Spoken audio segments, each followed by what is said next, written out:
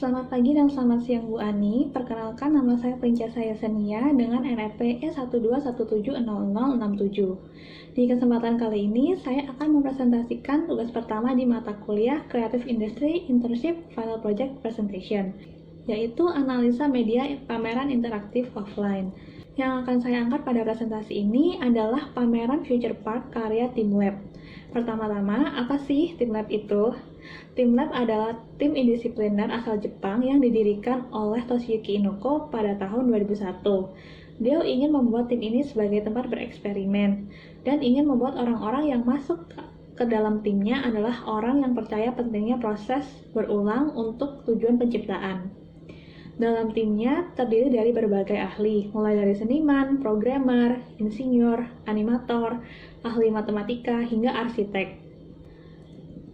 Dan Inoko berambisi agar karya yang TeamLab buat bisa mengubah nilai dan perilaku penonton.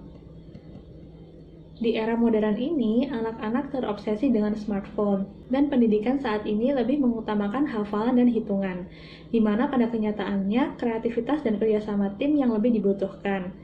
TeamLab yakin anak-anak lebih membutuhkan untuk bergerak bebas, berinteraksi satu sama lain secara kolaboratif, sehingga menciptakan pengalaman berkreasi bersama.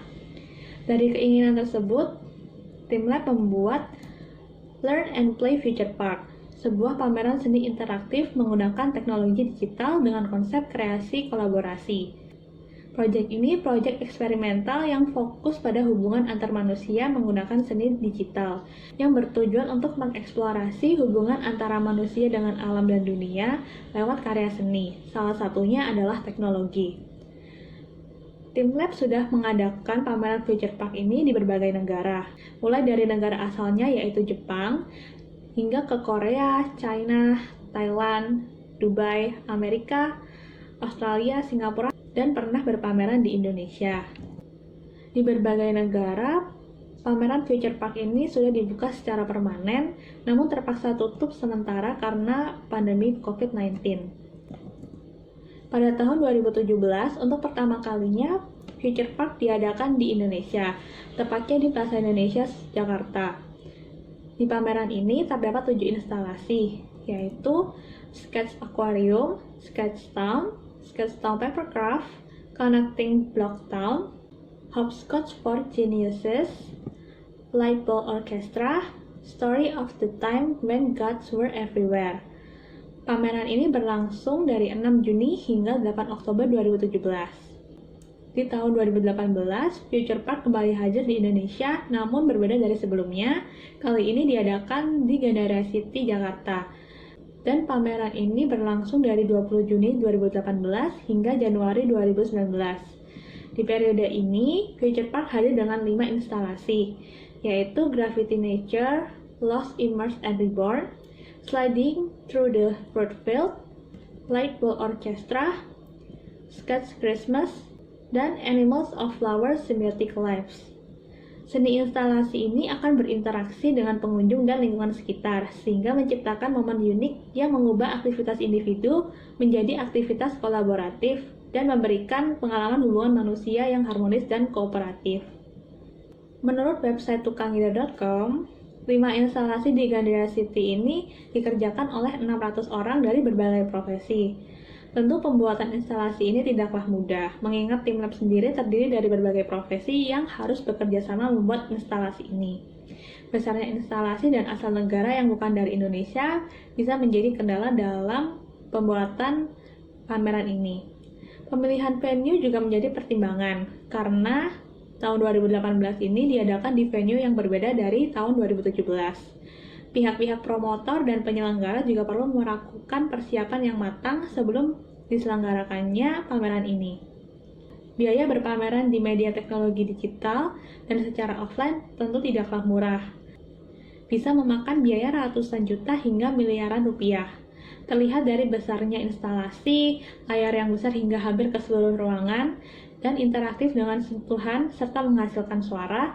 Teknologi yang digunakan di pameran ini tentu teknologi yang sudah sangat maju, serta biaya-biaya pemeliharaan lainnya yang tentu memakan banyak biaya.